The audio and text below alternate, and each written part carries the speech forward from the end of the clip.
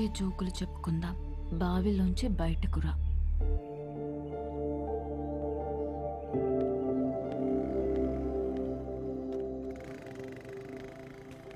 విభా, ఇంట్లోంచి బయటకు వచ్చేసేవంట కదా. రిజెక్షన్ ఎంత కష్టంగా ఉంటుందో తెలుసా? ఏంటి ప్రాబ్లం? నాకు పెళ్ళయిందని చెప్పటమే కదా. పెళ్ళైన కూడా డిస్టర్బ్ చేసే ఫిగర్ నీది. ఒకే ఒక్క ఛాన్స్, ఒక్క ఛాన్స్. నువ్వు అందరికి ఒక నిమిషం ఇస్తావు కదా, నాకు కూడా నిమిషం ఇచ్చేసి. Sure you will not regret this. ఒక్కసారి.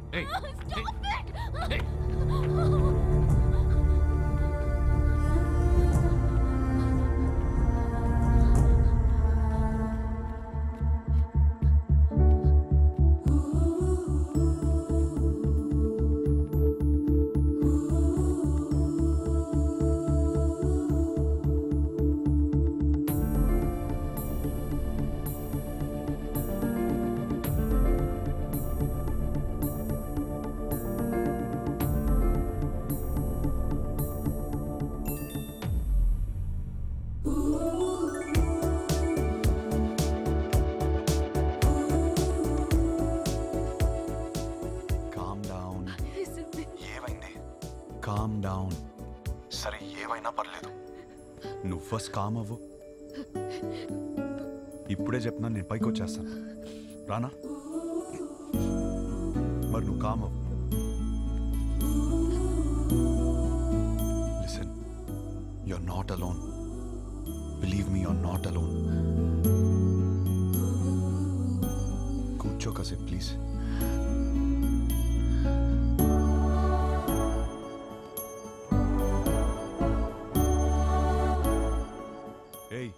హలో,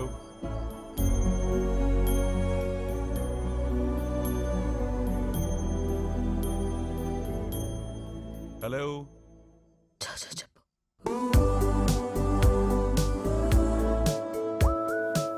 నేను నిద్రపోయేంత వరకు లైన్లోనే ఉంటాను.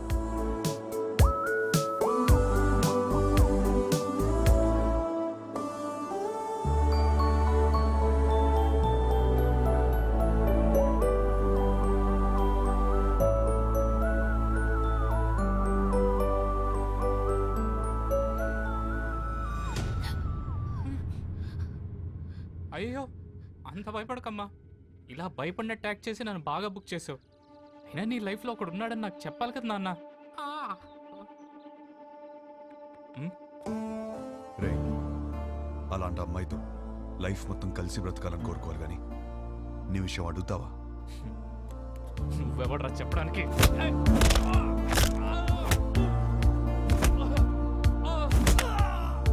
వాడింకేదో చెప్పాడు. లైఫ్లో నువ్వు ఎదురొచ్చినా గుర్తొచ్చినా ఆ అమ్మాయి ఫేస్లో భయం రాకూడదు, నవ్వు రావాలి.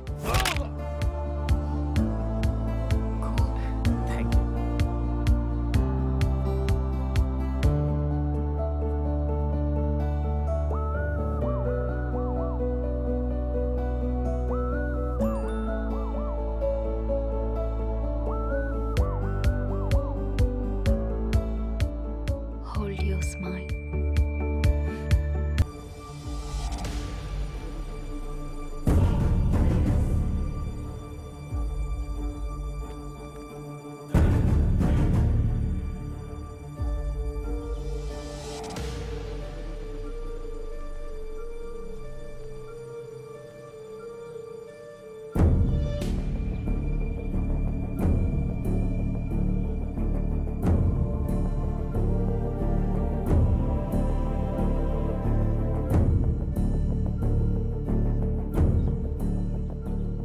చెప్తే నమ్మారా?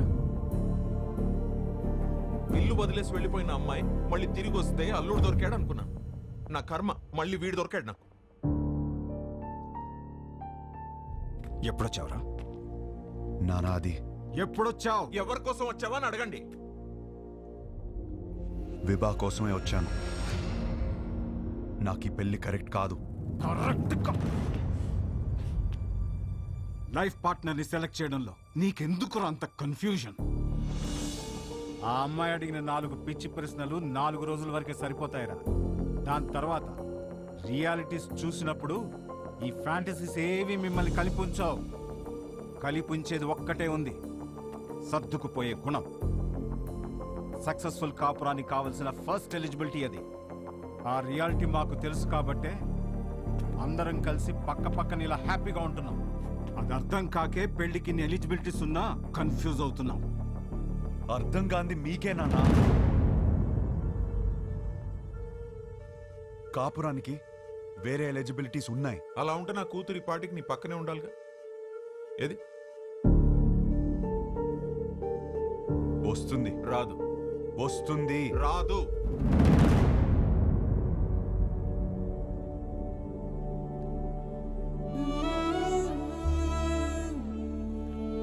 వీడినే నువ్వు కలవపోతుంది. గుర్తుందా పేరు? హర్ష. 3 రోజులు పెళ్లి వాడికి. ఎంగేజ్మెంట్ పెట్టుకుని అప్పుడు నన్ను వచ్చి కలిశాడు. ఇప్పుడు పెళ్లి పెట్టుకుని నిన్ను వచ్చి కలిశాడు. అసలు తిన్నగా రాడా వీడెప్పుడు? అయినా వీడి దగ్గరే నీకు అన్ని దొరుకుతాయని నమ్ముతున్నాను. నిజే?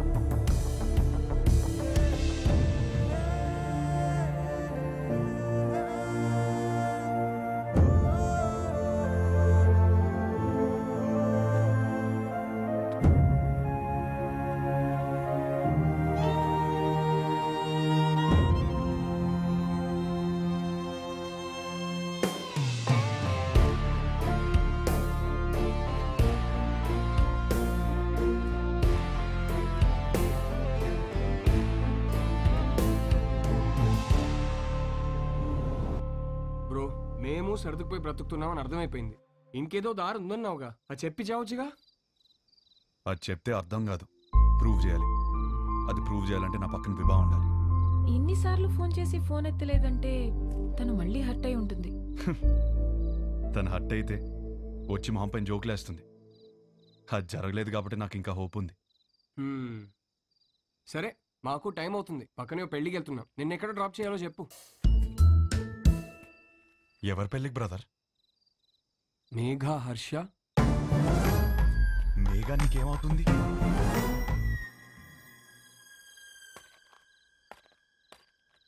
నా కజిన్ బ్రదర్ నువ్వు. నేను హర్ష బ్రదర్.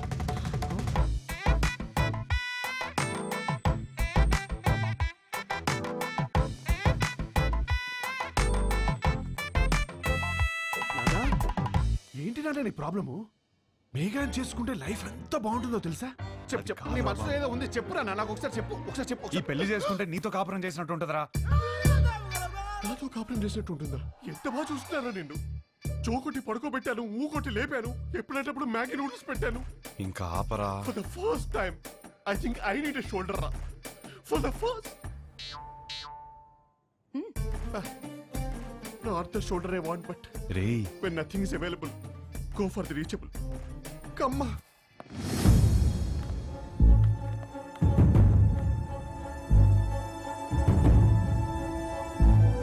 నీకు విభా తెలుసా?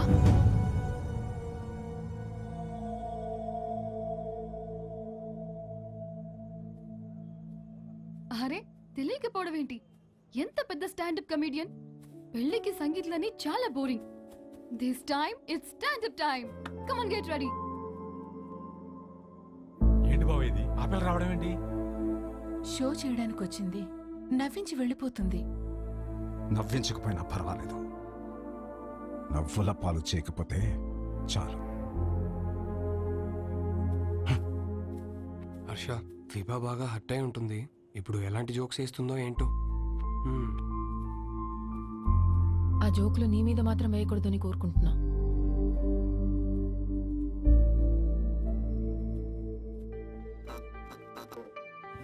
ఇండియా ఇండియన్ హిస్టరీలో, జోగ్రఫీలో, ఫిజిక్స్లో, కెమిస్ట్రీలో ఫర్ ద ఫస్ట్ టైం పెళ్లిలో standard. This is Vibha. Congratulations to the bride and groom. Thank you.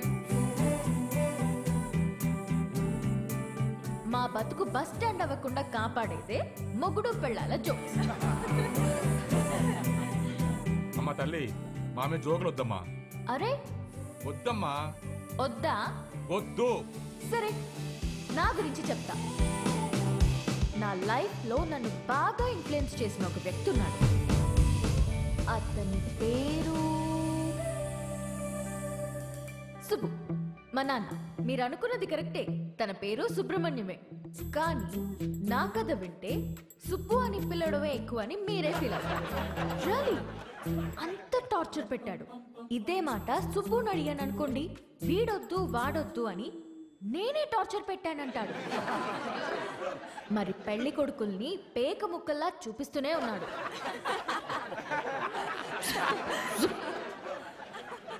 నేనేమో కింగ్ని ఎక్స్పెక్ట్ చేస్తుంటే 13 కార్డులో జోకర్లే. 13 జోకర్లనే చూపిస్తుంటే నేనేం చేస్తాను? నింజా.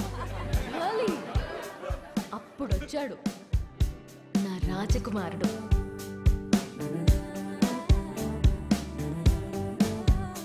వెళ్ళే వద్దురా బాబు అని నేను తిరుగుతుంటే, కబుర్లో చెప్పుకుందామా, కలుద్దాం అని నాకే తెలియకుండా నా నోట్బుక్ లో రాశాడు. సుబ్బు పంపిన జోకర్ అయి ఉంటాడులే అనుకుని లోలా బైక్ ఎక్కాను. వాడు చెప్పాడు కబుర్లు. రోజంతా టైమే తెలియలేదు. దిగాక తెలిసింది వాడు లోలా వాడు కాదు, ఆ బుక్ లో రాసిన అవులాగాడు. సుబ్బు పంపిన వాడికి అంత బుర్ర ఉండదే అనుకుని దమ్ముంటే కలువన్నాను. వాడి సంగతి తేల్చేద్దామని రమ్మన్నా. పెళ్లి విషయంలో నాకున్న భయం పోవాలంటే యూ నీడ్ అ హోప్ అని నా కోసం పింక్ బలూన్ పెట్టాడు. హోప్ అంటే ఎంత బలంగా ఉండాలి. బలూన్ ఇచ్చాడు. అదే ఆలోచించుకుంటూ సిటీ మొత్తం తిరిగాను. అప్పుడు తగిలాడు ఒకడు. చుట్టూ పొదలు, మనుషులు లేరు. వెన్నులో వణుకు మొదలైంది. ఏం కావాలరా అని అడిగితే ఒక్క ఛాన్స్ ఇమ్మన్నాడు. ఎలాగో ఎస్కేప్ అయ్యి ఇంటికొచ్చాను గాని వణుకు మాత్రం తగ్గలేదు. ఎవరితోనైనా మాట్లాడితే భయం పోతుందని కాంటాక్ట్ లిస్ట్ మొత్తం వెతికాను. ఎవరికే చేయాలనిపించలేదు. సుబ్బుకి చేద్దామంటే అక్కడికి ఎందుకు వెళ్ళావు, అక్కడేం పని నీకు అని మొదలెడతాడు. నా సిచ్యువేషన్ని అర్థం చేసుకోడు. సడన్గా ఒంటరిగా ఉన్నానని అనిపించింది. కాంటాక్ట్ లిస్ట్లో ఎన్ని వందల పేర్లు ఉన్నాయని కాదు, అవసరమైనప్పుడు మన ఎమోషన్స్ని షేర్ చేసుకోవడానికి మనకంటూ ఒకడు ఉండాలి. అందుకే పెళ్లి చేస్తారేమో. అప్పుడు వచ్చింది మెసేజ్ వాడి దగ్గర నుండి, calm down, you're not alone అని. ఆ ఒక్క మాట నాకు ధైర్యాన్ని ఇచ్చింది.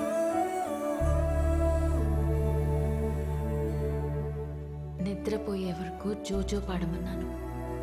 పాడుతూనే ఉన్నాడు. చాలా రోజుల తర్వాత ప్రశాంతంగా పడుకున్నాను. కొన్ని సంవత్సరాలుగా మా నాన్న వల్ల లోపల పేరుకుపోయిన భయాలన్నీ ఒక చిన్న పిట్ట కథ చెప్పి అలా తీసేశాడు.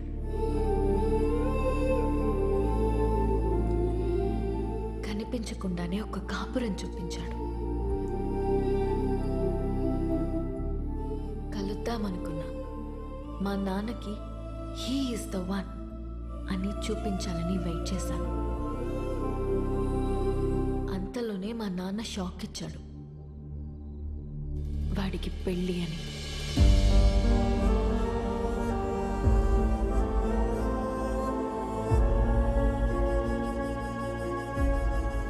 ఎప్పుడూ లేనిది నా కళ్ళల్లో కన్నీళ్ళు. వాడు నన్ను మోసం చేశాడని కాదు, ఎప్పుడో నేనన్న మాట పట్టుకుని వాడు నా కోసం వచ్చాడా. నా కోసం ఒకడు పుట్టుంటాడు అనుకున్నాను. నా మాటల్లోంచి ఒకడు పుట్టొచ్చాడా? పడిపోతున్న నన్ను నిలబెట్టడం కోసం అంత తాపత్రయపడ్డా? హోల్డ్ యువర్ స్మైల్ అన్నాడు. నా కోసం తన ఫ్యామిలీని ఒప్పించాలని ఒంటరిగా కష్టపడుతున్నాడా? వాడి గురించి తలుచుకుంటుంటే ఇప్పుడు కూడా కన్నీళ్ళు ఆగట్లేదు.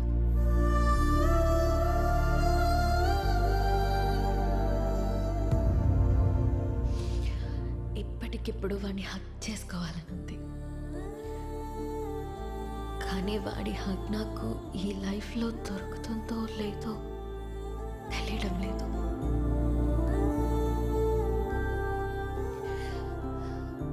కథ మధ్యలో ఆపేస్తున్నందుకు క్షమించండి.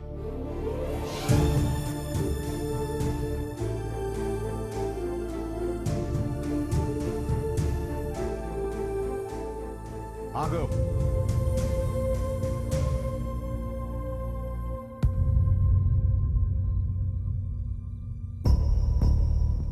ఆగాను, చెప్పండి. వెళ్ళి పెళ్లి చేసుకుంటావో ఏం చేసుకుంటావో నీ ఇష్టం.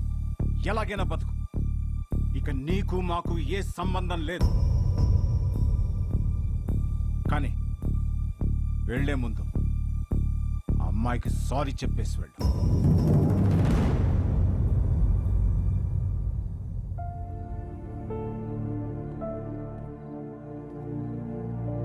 చూడు మేఘా, నీకు సారీ చెప్పాలా లేదా విభాని ఎందుకు పెళ్లి చేసుకోవాలి తెలియాలా? ఆల్రెడీ విభా నన్ను కలిసి అంతా నాకు చెప్పింది. నాకంతా అర్థమైంది. అందుకే తనని పిలిచాను. కానీ అంకుల్, మీకే హర్ష అంటే ఏంటో ఇంకా అర్థం కాలేదనుకుంటా. ఎగ్జాక్ట్లీ. ఆ రోజు మీ అందరికీ అర్థమయ్యేలా చెప్దాం అనుకున్నాను, కానీ పక్కన అమ్మాయి లేదు, రాదు అన్నారు. ఇవాళ అమ్మాయి వచ్చింది. ఇవాళ కూడా చెప్పకుండా వెళ్ళిపోమంటారే, నాకు అర్థం కాదు. మీరేమన్నారు? కాపురానికి కావాల్సిన ఏకైక ఎలిజిబిలిటీ సర్దుకుపోవడం. ఇంకొకటి ఉంది నాన్న.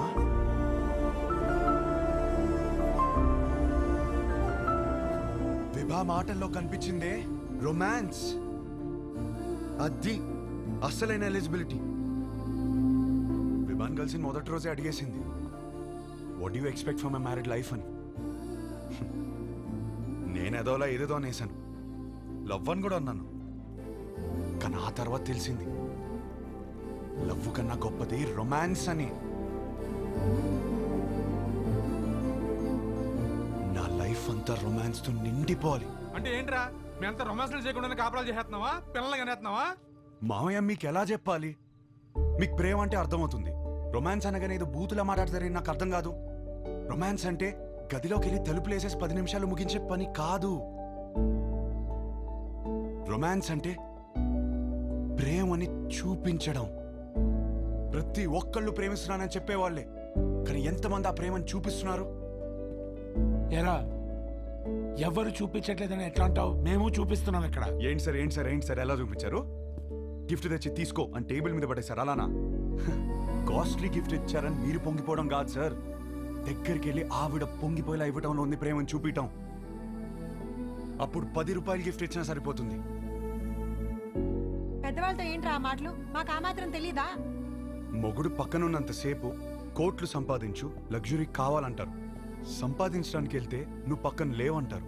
కాస్త ప్రేమని చూపించడం తెలిస్తే రెండిట్లో ఏదో లగ్జరీ అని తెలుస్తుంది కదా. లేదా అన్నీ ఒకరి దగ్గర దొరకవని స్టేట్మెంట్లు ఇస్తారు. ఒకరి దగ్గర దొరకకపోతే ఇంకెక్కడ దొరకదు సార్.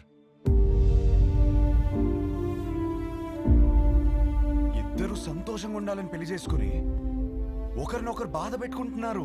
ఆ బాధని ఎలా తీర్చాలని నేర్పించకుండా సర్దుకుపో అంటుంటే ఎలాగో బ్రతికి చావు అన్నట్టుంది నాకు. నాకు అలా పక్క పక్కనే బ్రతకాలని లేదు నాన్న.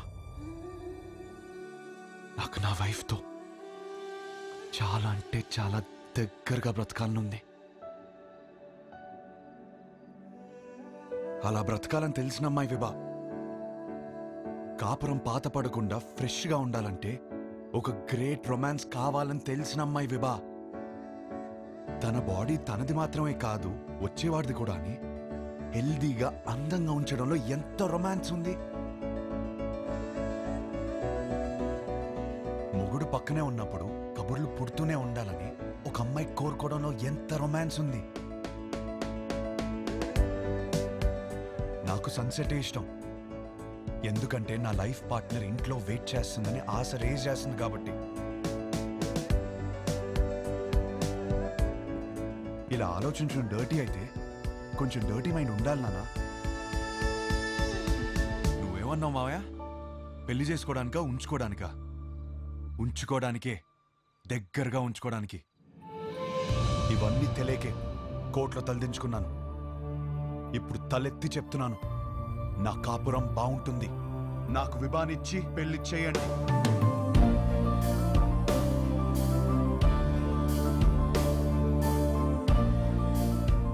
కాలు పట్టుకుని ఒప్పిస్తాడనుకుంటే మెడపట్టేసుకున్నాడేమిటి?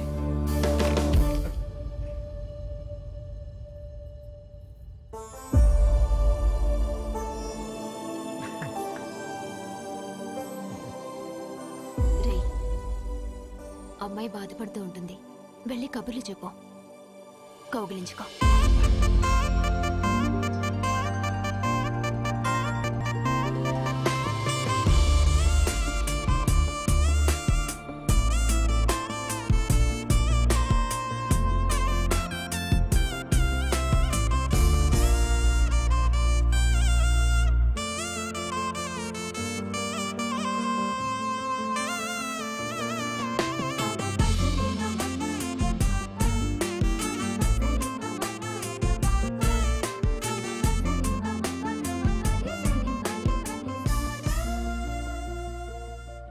కౌగిలించుకోమంది, ఇంకా కబుర్లు చెప్పుకోమంది, ఇంకా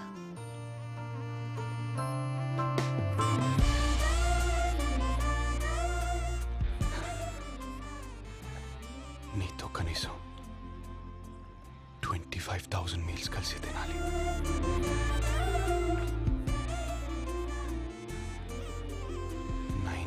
నైట్స్ కలిసి పడుకోవాలి.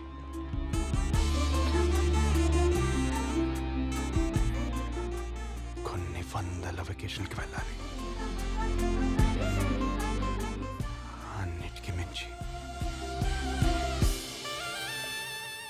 కొన్ని లక్షల కబుర్లు చెప్పుకోవాలి.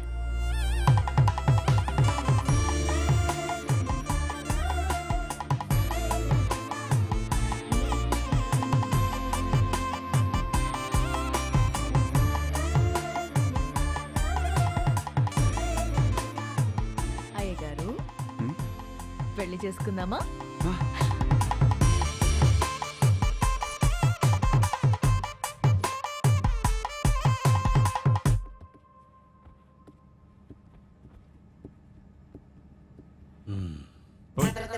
ఈ సీట్ నా సీటే.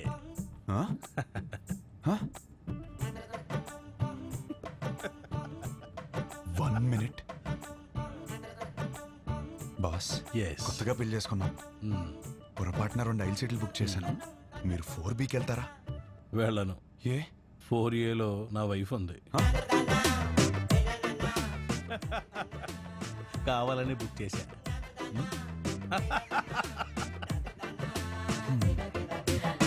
ఇట్స్ ఓకే, ఇది మన ఫస్ట్ జర్నీ కదా,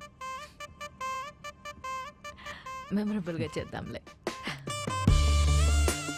ప్రస్తుతానికి మా ఇద్దరి మధ్య 18 inches గ్యాప్ ఉన్నా 35,000 feet హైట్లో 16 hours ట్రావెల్ టైంలో 100 కబుర్లు చెప్పుకున్నాం. 17 సార్లు తను సిగ్గుపడింది, 34 సార్లు నవ్వుకున్నాం. మా రొమాన్స్ ఎలా జరుగుంటుందో మీ డర్టీ మైండ్కి వదిలేస్తున్నాను.